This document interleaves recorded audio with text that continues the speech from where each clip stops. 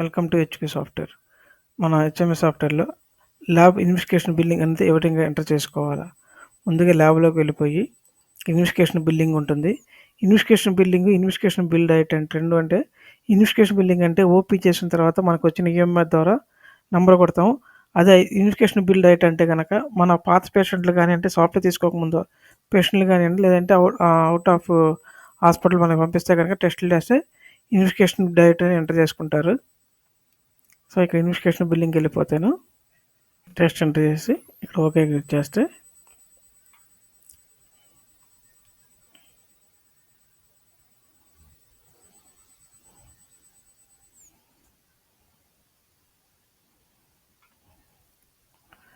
ఇక్కడ సేవ్ అని పిండి కొడితే పిండి వచ్చేస్తుంది.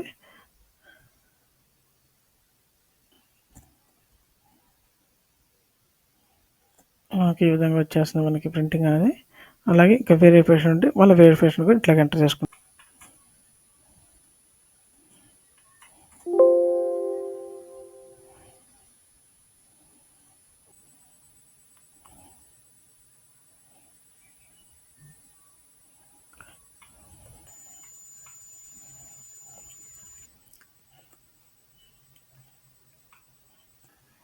మనం ఈ విధంగా టెస్ట్ ఎంటర్ చేస్తాము.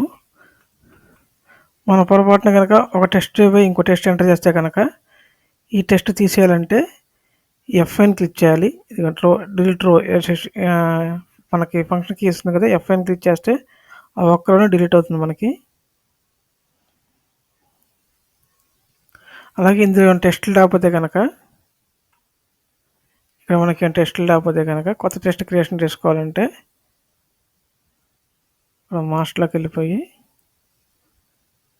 ఇన్వెస్టిగేషన్ టెస్ట్లో ఇన్వెస్టిగేషన్ క్రియేషన్ చేసుకుంటాము. ఇక న్యూ క్లిక్ చేసేసుకొని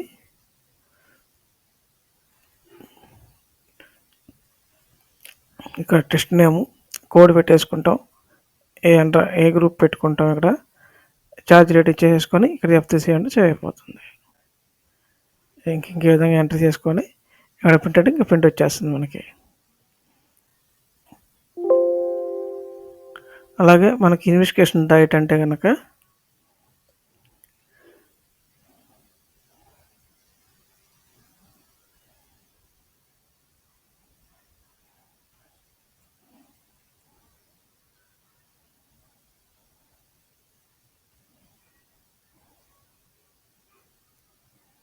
ఫోన్ నెంబర్ అన్ని ఎంటర్ చేసుకోవచ్చు.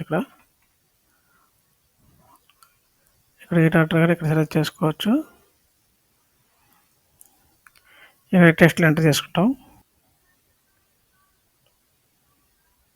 ఈ విధంగా ఎంటర్ చేసుకొని మనకి కోడ్ కంటే కోడ్ అయినా ఎంటర్ చేసుకోవచ్చు. కోడ్ తెలియకపోతే ఎంటర్ కొట్టి ఫుల్ నేమ్ కొట్టాల. ఇంకా ప్రింట్ అంటే ఇంకా ప్రింట్ వచ్చేస్తుంది. అలాగే ఏమైనా రీప్రింట్ అవుట్ ఇచ్చుకుంటే కనుక ఇవ్వాలంటే మళ్ళీ ప్రింట్ అవుట్ ఇవ్వాలంటే కనుక ఇక్కడ మేనేజ్ ట్రాన్సాక్షన్స్ ఉంటుంది. ఇక్కడ మనకు కావాల్సింది ఎంట్రీ క్లిక్ చేసుకుంటాం. ఇక్కడ ఇన్వెస్టిగేషన్ బిల్లింగ్ కావాలా, ఇన్వెస్టిగేషన్ బిల్లింగ్ లేకపోతే ఇన్వెస్టిగేషన్ వితౌట్ రిజిస్ట్రేషన్ క్లిక్ చేసుకుంటాము. మనం ఇక్కడ ఏది కావాలో మళ్ళీ ఇక్కడ ప్రింట్అవుట్ ఇచ్చేసుకోవచ్చు. ఈ విధంగా ప్రింట్అవుట్ ఇచ్చేస్తాం. Thank you.